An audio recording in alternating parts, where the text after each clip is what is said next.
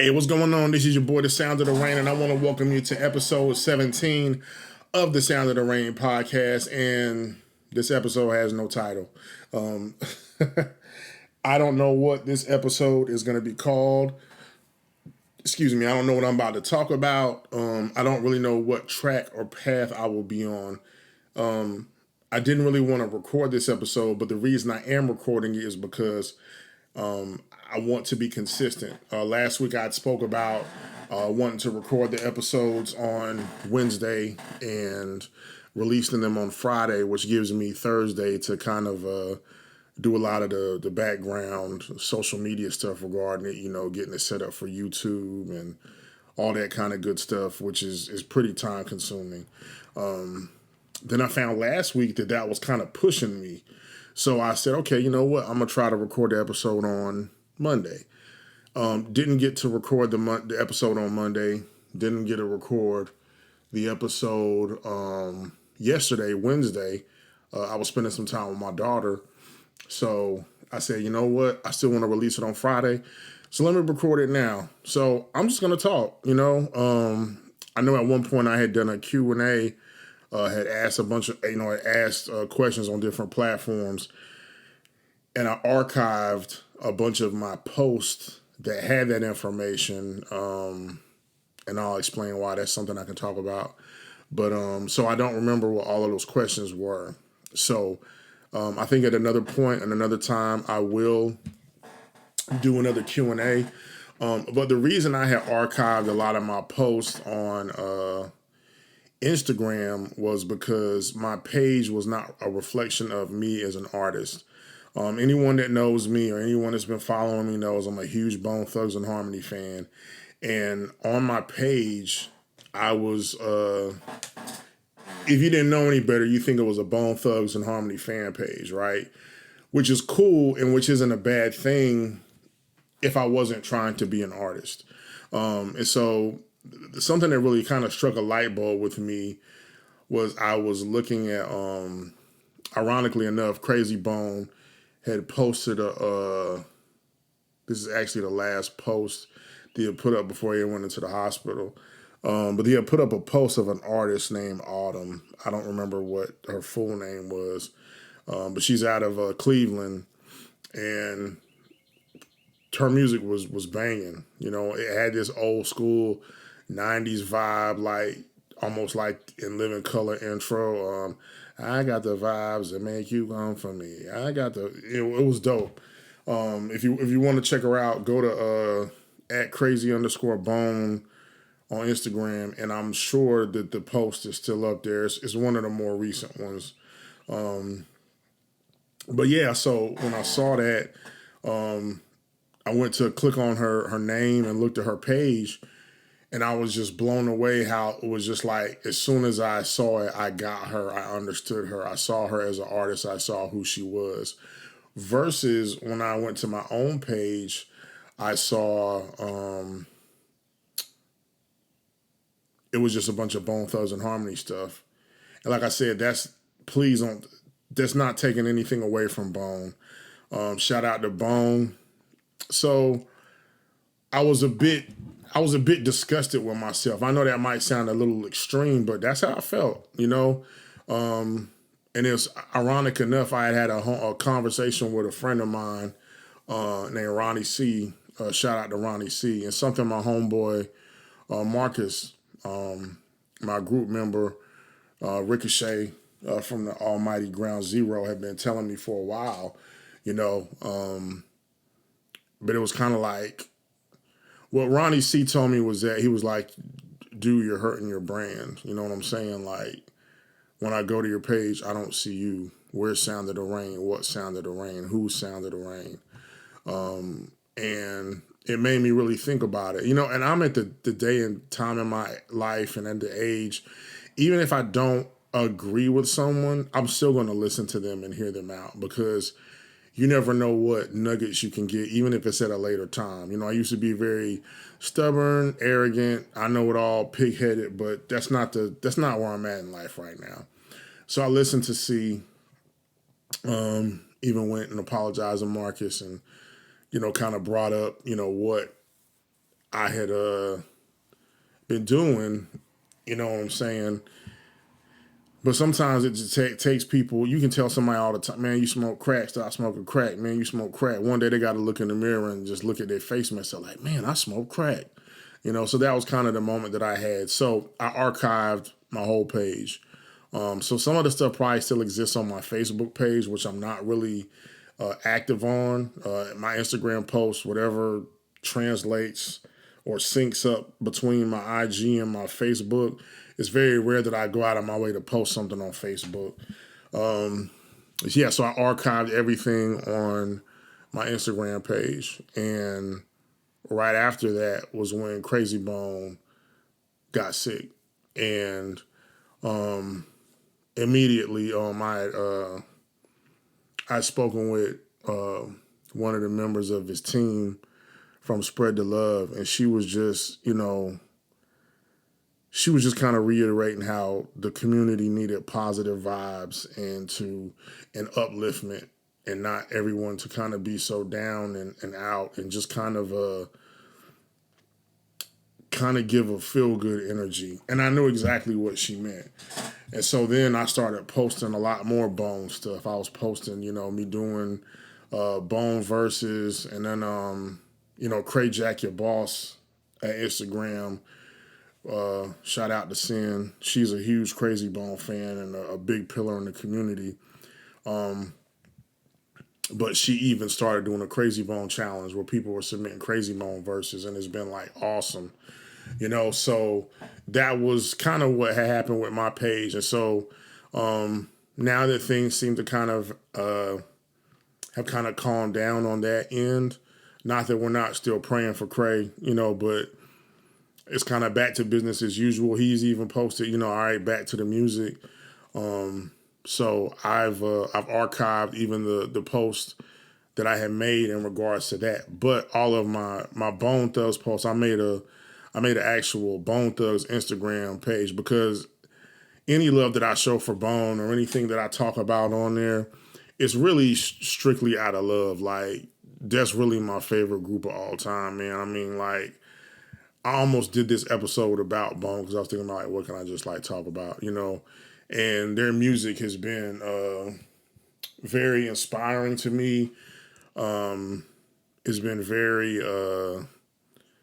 enlightening to me stylistically, as far as just sonically, as far as music goes, and them as individuals, having the opportunity to interact with them, via technology and social media, has been cool. You know what I'm saying? It's not a lot of celebrities that I have had the option or the opportunity to interact with.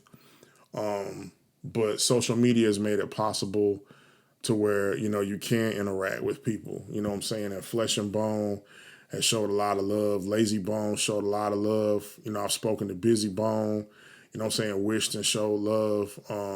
And Crazy showed a lot of love. Really the whole group, And so what I did was I started a Bone Thugs and Harmony Instagram account called sound_of_harmony_. And so that's where I'll put all my Bone content at, And so if you wonder, like, dang, Sound of the Rain ain't got no more Bone stuff on his page, you can check that account. That's where you would see all of the Bone stuff, So ain't no love lost, ain't nothing changed. I just wanna display and show myself as an artist, which I'm honestly still trying to figure out. Man, it's crazy. I have and if you hear this squealing and screeching in the background, it's my chair. I have a very eclectic background when it comes to taste, especially as far as music. So I grew up always loving music, into Michael Jackson. Michael Jackson was my favorite artist. I used to put my church pants on with the white socks and the church shoes, and I know I had the Michael Jackson jacket, even had a glove. And I mean, you couldn't tell me I want Michael Jackson back in the day. So Michael Jackson made me really love music, and I fell in love with it. And as time progressed, there were different, genres and styles of music that came out, and I was into rock and roll, heavy. I loved rock and roll, and because I went to a Catholic school, it was predominantly white. So most of the music and the things that I heard about, it was the stuff that demographic would be into. Then I got to public school, and it was like a culture shock, man. I'd never seen so many black people before. But hip hop was a thing, and my oldest sister, she used to listen to it, and her friends would come over and they would watch videos on TV, and like I hated it. It was like torture because like we only had one TV, and like they were occupying it, so I would like want to watch cartoons or something, and they're watching this like rap crap. But subconsciously, I was actually absorbing it and actually grew up with hip hop. So back when Rakim, MC Lyte, LL Cool J, like back in the late 80s, early 90s, when all this stuff was bubbling and coming up, I was being fed that. And I actually, to really say the like, the late 80s, your 87, 88, 89, stuff like that. So eventually, MC Hammer. There were a lot of rappers I liked earlier. Kid and Play and Chubb Rock and Heavy D were three artists that I actually liked when their music came on. Kid and Play at one point was my favorite group, and Chubb Rock was my favorite rapper. His flow was just number 9, number 10. This city is mine again. Dun, dun, dun, dun, dun, dun. Like his flow was just so calculated. I loved it. Right. So then when MC Hammer came out with Please Hammer Don't Hurt Him, that album was huge, and I was like all about Hammer, man. I mean, I was loving it. You can't touch this, da da da da da da da. Then Too Legit to Quit came out, so I had the opportunity to experience like the anticipation of the album before it came out, the rollout, the album coming out, the videos being on TV, all the promotion, the marketing was amazing. I had an opportunity to be a part of that, right? So, of course, I got the Too Legit to Quit album. I still remember the lyrics to the song like, sweat running all over my chest. I don't quit now. I just press harder than I ever did before. Going for the dreams that I have in store in my mind. And that I'm making it. I got to get mine and nobody's taking it away. Nah, because Hammer don't play that. You try to get mine, boy, you better step back, freeze. Because you don't want none. I hustle for my muscle and you look weak, son. Yeah, I'm going for all that I can get. Kicking it at the top because I'm too legit to quit saying. Kicking it at the top, kicking it at the top, kicking it at the... See, and that's where that twisting for me, it started to come on early with little stuff like kicking it at the top, kicking it at the top, kicking it at the top because it's too legit to quit saying. You know what I'm saying? It won't just twist and bone. Like MC's been flipping their tongue and little spots like that. I just love the way that they flowed and the way they felt. Then he had the Addams Family groove from the Addams Family movie. Then he had Pray, We Got to Pray Just to Make It Today. So I mean, that album was just a thing for me, right? So I was loving hip hop. But see, MC Hammer was probably somebody that was considered corny by people that were into the more purist, quote unquote purist of hip hop. So I was in school and my classmates, the kids that I thought were cool, they would talk about hip hop and I'd be kind of listening and, try to chime in when I could, and I'd be making myself look like a fool. Trying to be part of the conversation, but I was really like soaking a lot of stuff up. Well, this is when Another Bad Creation came out. And so I thought like those were like the coolest, most hardcore kids ever. Like they dressed dope. They wore starter jackets. And I was like, man, I would love to be like that. Like I was just so taken aback. You know what I'm saying? To where I probably thought very low of myself at the time. But then when Crisscross came out, that's when I was like, okay, I can do this. Now, unbeknownst to me, they weren't writing their raps, but I think it's a good thing that I didn't know they weren't writing their raps because it made me feel like, okay, if these 12-year-olds are writing raps this good, then what's my problem? Why can't I write something like that? Unbeknownst to me, that Left Eye and Jermaine Dupri were writing their stuff, but still they were delivering it phenomenally, and Crisscross made me really want to be a rapper, So I decided to study them. They were my favorite group. Listened to them, loved them. I listened to Totally Crossed Out over and over and over and over and over. Then when The Bomb came out, The Bomb is like one of my favorite albums ever.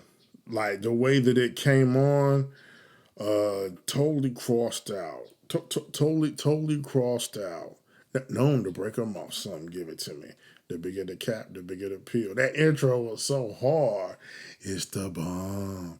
I know you hear me coming, so you best watch your back. It's the bomb.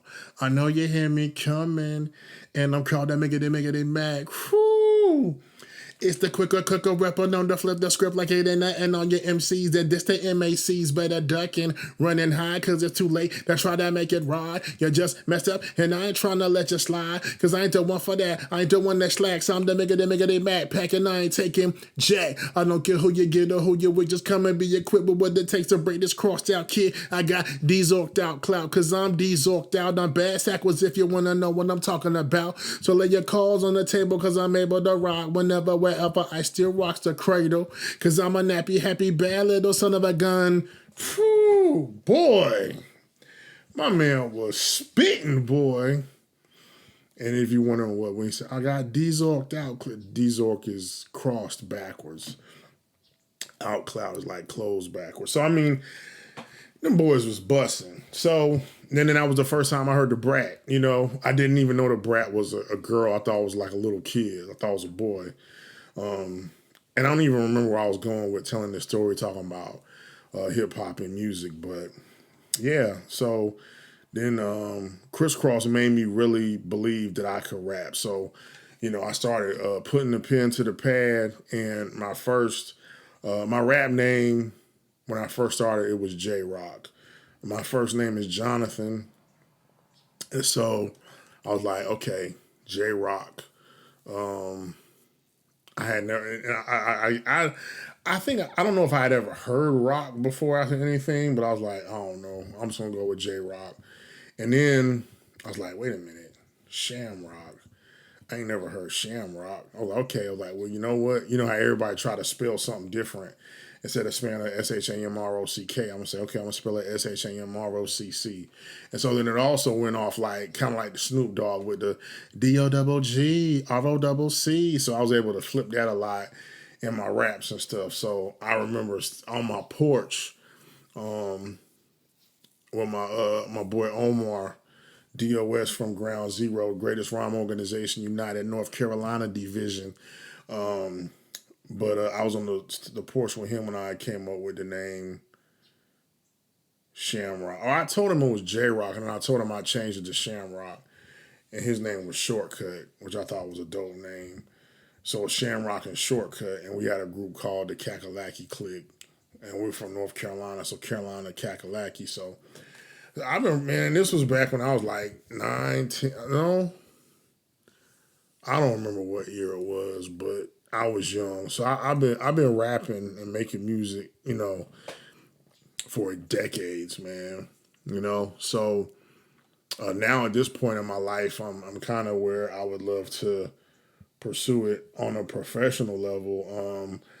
I honestly feel like, and you know what? I know I kind of just like stopped telling that story, man. If y'all enjoying that story of my hip hop upbringing, if you'd like to hear more, please let me know. Reach out to me on Twitter, Instagram, Facebook, say, hey man, I love that story. I want to hear more, please let me know. But, yeah, man, I forgot what I was saying. But, yeah, so I've been rapping for a long time and making music for a long time. And then, Shamrock was my name for a long time. I was in a group called Ground Zero, and I still use Shamrock now. Now it's like my AKA, my alias, like how Eminem had Slim Shady. Like my Slim Shady is Shamrock. So SHAMROCC, SHAM, steadily handling all MCs, also stands for saved, humble, and meek. ROCC is relying on Christ completely, rising on competition, or rising on crushing competition. I don't know, something like that. But yeah, I was always trying to think of acronyms and trying to make stuff deeper than it was. But yeah, so then, eventually, to kind of separate myself from my past, I decided to make the name Sound of the Rain. And funny enough, Sound of the Rain has no acronym. Rain is spelled Raign because it's a combination of the words rain, Reign, and rain, Rain. The significance is the Reign is that my music is a sound of the reign of my Lord and Savior Jesus Christ, because anything I do, he gets all glory. Whether I'm talking about him in my music or not, all glory goes to him. Then rain, I love the sound of rain, like the physical nature rain. Like I love that sound. I could just listen to it and just live, just the sound of the rain. So I was like, you know what? Let me combine those two, and then boom. And it's funny, I didn't really think it was going to stick, or I didn't really think it sounded like a cool name, but that was the point of it, because I wanted it to point less to me. I didn't want it to be something I went by, I wanted it to sound like a name of like a band or something like that. But then, funny enough, I was reintroduced to the world as Sounds of the Rain via Crazy Bone, when he shared my clip of me rapping Crazy World on his Instagram page, and so it's funny, man. I'm sure he has no idea the significance and the impact that really had on me as a person, but it was like a refreshing or a rebranding or a reintroduction, or it kind of affirmed my step into that direction as Sound of the Rain. So to have that to be done by my favorite artist of all time, it was phenomenal. You know what I'm saying? And it really meant a lot. You know, but as far as Sound of the Rain, where I'm going right now, my main top priority right now is two songs that I'm working on. One for my boy Nick Adams for his upcoming book he has called Cura. I've already done the production, the music for it, so I just have to write it and record it, and then release it. And hopefully I can do more. But I think part of my problem, man, is I have my brain. I have so many ideas and so many things. I don't know if y'all remember that sound bites thing I had where I was cooking. I would cook, record myself, cook, then make a song behind what I was cooking, and then edit it. That was hard work. I loved it, and I think if I had time, I would love to like that be like my main thing. But man, that was a lot, and that took a lot out of me. And what's funny is like I came up with the songs at like, it wasn't like I made the food, had the song written. I would, whenever I sat down to make the song, like that's when I came up with it. I would literally sit down, produce it, and write it and record it all at one time. And it was so much. I'm very bad with, I'm not really good with kind of setting up time blocks and spots for myself. I think one thing that's important is I think everybody needs help. And that's something that I'm starting to realize. Even though I've always realized it, I'm very careful about bringing people into what I'm doing. And because I always see relationships and things get messed up whenever business comes into play. And I don't understand business stuff. I'm actually learning and understanding it for myself. So I would hate to be like, you bring somebody in like, man, forget the business, man. Let's just do this. You're doing it. And then eventually the business is going to come into play. And they're going to feel like, okay, well, I did this. I helped you with that. Well, da-da-da. You know what I'm saying? I don't even want to go through that. So I would probably be the type to hire people as like freelancers, you know what I'm saying? Not have an actual staff, or have my family, like my immediate family, like my kids and my wife, help me with stuff. But I actually do have some things I'm planning to get done, or do some steps to take as far as getting help in regards to some things. But it's just as far as direction, man. I'm somebody that has tons I could sell ideas. If there was like a way I could just sell ideas, like people wanted to do so, they just needed an idea, man, I'd be having ideas all the time. I'm talking about, like, to me, $1,000,000 ideas. And I just be like, oh, that'd be dope. And then I just like roll over and get on my phone and start scrolling through Twitter. It's crazy, man. But it's a gift and a curse. I ain't gonna say no curse. Yeah, it ain't all peaches and cream. It definitely can be very challenging, you know. But man, I've been talking for about 25 minutes. Well, that's it, man. I hope y'all enjoyed the episode. I'll try to be a little more structured and have a little more detail. Maybe my episodes I could just talk about hip hop history and my experience with hip hop and things that I remember. I like telling stories. That was actually pretty fun. But yeah, man, y'all be safe. I got tons of music out there. Sound of Harmony is still coming. I'm definitely finna get heavy back into the nerdcore stuff when I'm done with Sound of Harmony. But I appreciate everyone that does take the time to listen and support me. Peace.